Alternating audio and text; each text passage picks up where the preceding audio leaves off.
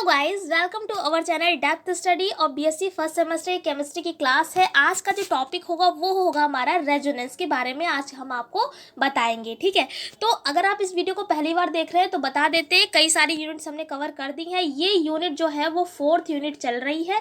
अगर आप इसकी स्टार्टिंग से क्लासेस देखना चाहते हैं, अलग से प्लेलिस्ट बनी हुई है, आप जाकर देख सकते हैं। तो रेजोनेंस क्या है, पहली बात ये इंपॉर्टेंट है क्योंकि ये एग्जाम में पूछ लिया जाता है। अब बताते हैं रेजोनेंस होता क्या है। हिंदी में भाई रेजोनेंस को हम बोलते हैं अनुनाद। क्या बोलते हैं? अनुनाद। अब ये अनुनाद क्या होता है समझाते हैं। अगर हम आपको एक सिंपल सा एग्जांपल देके बताएं तो इसको आप पहचान सकते हैं। ये क्या है? ये है बेंजीन। क्या है? ये बेंजीन रिंग बनी हुई है। ठीक है, अगर हम इसी रिंग को इस तरीके से बना दें, कुछ क्या किया है हमने, केवल बॉन्ड को मूव करा दिया है। ठीक है, अगर हम इस तरीके से इस बेंजीन रिंग को बना दे तो क्या ये बेंजीन रिंग गलत हो जाएगी? नहीं, ये भी सही है, ये भी सही है, यानी कि ये दोनों ही क्या है, हमारी बेंजीन रिंग है। अब हम बताना क्या चाहते हैं, सुनिए। हमने आपको क्या कहा, चाहे हम बेंजीन रिंग ऐसे बनाएं चाहे हम ऐसे बनाएं, दोनों ही क्या है, बेंजीन रिंग है। तो अगर आपसे हम आपको बताएं कि अनुनाद यानी कि रेजोनेंस क्या होता है, तो जब हम किसी भी चीज़ को एक से ज़्यादा स्ट्रक्चर्स की हेल्प से रिप्रेजेंट करते हैं वही अनुनाद है, वही रेजोनेंस है। कहने का मतलब ही यही है कि जहाँ पर हम दो या दो से ज़्यादा स्ट्रक्चर्स बनाते हैं एक ही चीज़ के, तो वही क्या कहलाएगी, हमारा वही फिनोमिनन यानी कि वही घटना हमारी रेजोनेंस कहलाएगी। सेम एडिटिज हमने ऐसा ही लिख दिया है कि वह फिनोमिनन यानी कि हिंदी में बोलते हैं हम घटना। ठीक है, वह फिनोमिनन जिसमें एक ही कंपाउंड कई स्ट्रक्चर्स की हेल्प से रिप्रेजेंट करते हैं रेजोनेंस कहलाती है। सेम जैसा आपको होता है वही लिखवा भी दिया। अब हम बात करेंगे नीड ऑफ रेजोनेंस। नीड माने होता है ज़रूरत। क्यों हमें ज़रूरत पड़ती है रेजोनेंस को रिप्रेजेंट करने के लिए, तो लिख दिया है कि जब किसी कंपाउंड की सभी प्रॉपर्टीज़ को एक सिंगल स्ट्रक्चर की हेल्प से एक्सप्लेन नहीं कर सकते, इसीलिए कई स्ट्रक्चर्स की हेल्प से रिप्रेजेंट करते हैं। यानी कि क्या कहा गया है कि मान लिया आप कोई भी चीज़ यहाँ पे कोई भी ऐसा कंपाउंड या कोई भी आप स्ट्रक्चर ले जिसको आप एक स्ट्रक्चर की हेल्प से रिप्रेजेंट नहीं कर सकते हैं, तो वहाँ पर आप क्या करेंगे, एक से ज़्यादा स्ट्रक्चर को लेंगे। जैसे कि हमने बेंजीन में बताया, मान लिया आप ये बेंजीन था, बेंजीन रिंग है, तो बेंजीन रिंग मान लिया आप यहाँ से नहीं रिप्रेजेंट कर पा रहे हैं इस स्ट्रक्चर को, तो आप क्या करेंगे, इससे और आगे बनाएंगे।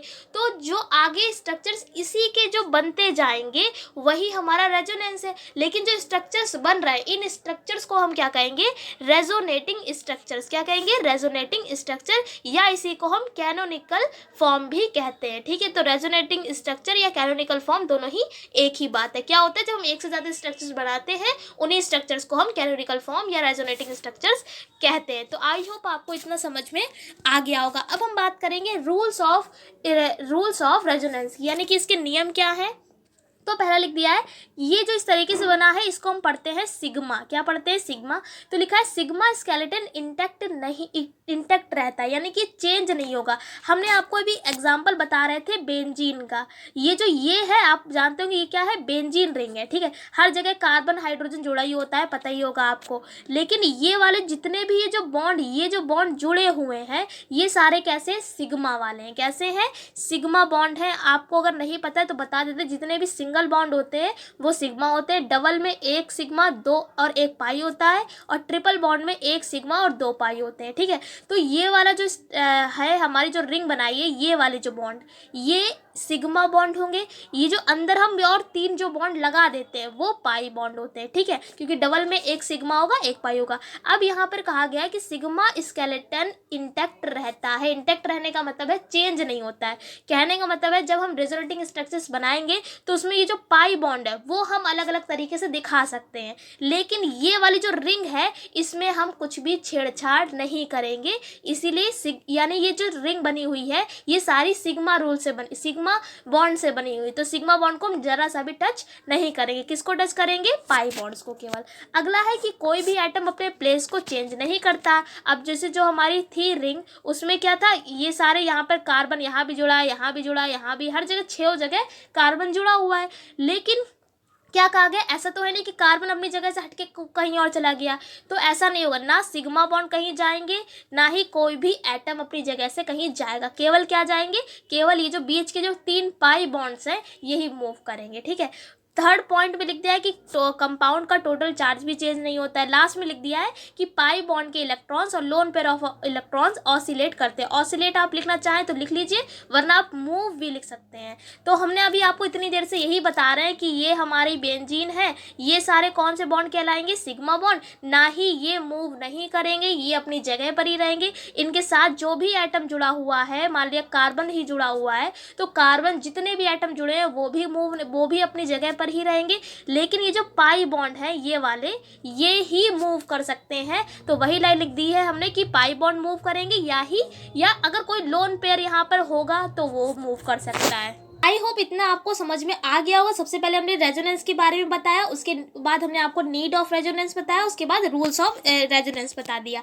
अब हम बात करेंगे रेजोनेंस एनर्जी, यानी अब हमने यहाँ पर लिख दिया है कि रेजोनेंस के कारण मॉलिक्यूल अपनी एनर्जी खो देता है। खोने का क्या मतलब है, यहाँ पर एक आपको फॉर्मूला दिखाते हैं, लिख दिया है since energy is inversely proportional to stability, यानी कि जैसे जैसे एनर्जी क्या होगी बढ़ेगी, वैसे वैसे स्टेबिलिटी जो होगी वो कम होती चली जाएगी। कैसे, यहाँ पर वही लाइन हमने लिख दी है कि हेंस रेजोनेंस के कारण मॉलिक्यूल की स्टेबिलिटी बढ़ जाती है और एनर्जी क्या हो जाती है, कम हो जाती है। इस कम होने वाली एनर्जी को ही हम रेजोनेंस एनर्जी कहते हैं। क्या बात है, देखिए आपको एक एग्जांपल बताते हैं। जैसे कि मान लिया कोई इंसान जो है वो मर गया है, या आप कोई भी चीज़ ऐसे ले लीजिए जो मर गई है, मर चुकी, कोई जानवर ले सकते हैं। तो वहाँ पर क्या है, उसकी बॉडी से सोल जो है वो तो निकल चुकी है, केवल क्या है बॉडी है। तो बॉडी कैसी है, वो बिल्कुल स्थिर है। क्या है, स्थिर है। स्टेबिलिटी का मतलब है स्थिरता, यानी इस बॉडी में स्थिरता तो बहुत आ गई है, लेकिन एनर्जी उसकी बॉडी में बिल्कुल भी नहीं है।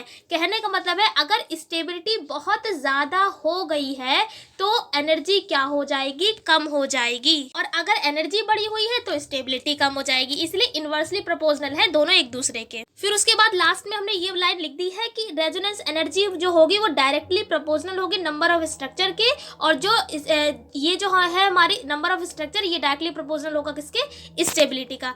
इसका आपको एक एग्जांपल बता देते हैं तो आपको और अच्छे से समझ में आ जाएगा। लिखा हुआ है CH2 double bond CS single bond NH2, ऊपर एक हमने लोन पेयर दिखा दिया है। अब आप इसमें देखेंगे तो डबल बॉन्ड है, सिंगल बॉन्ड है। अब यहाँ पर हम क्या करेंगे, इस वाले बॉन्ड को ब्रेक करेंगे तो यहाँ पर माइनस आ जाएगा, और यहाँ पर दो फ्री इलेक्ट्रॉन है। दो फ्री इलेक्ट्रॉन का मतलब है एक इलेक्ट्रॉन आके यहाँ बॉन्ड बन गया और एक यहाँ पर प्लस आ गया है। पहले क्या था, ये नॉन पोलर था, यहाँ पर कोई भी प्लस माइनस नहीं था, एक तरफ प्लस है एक तरफ माइनस है।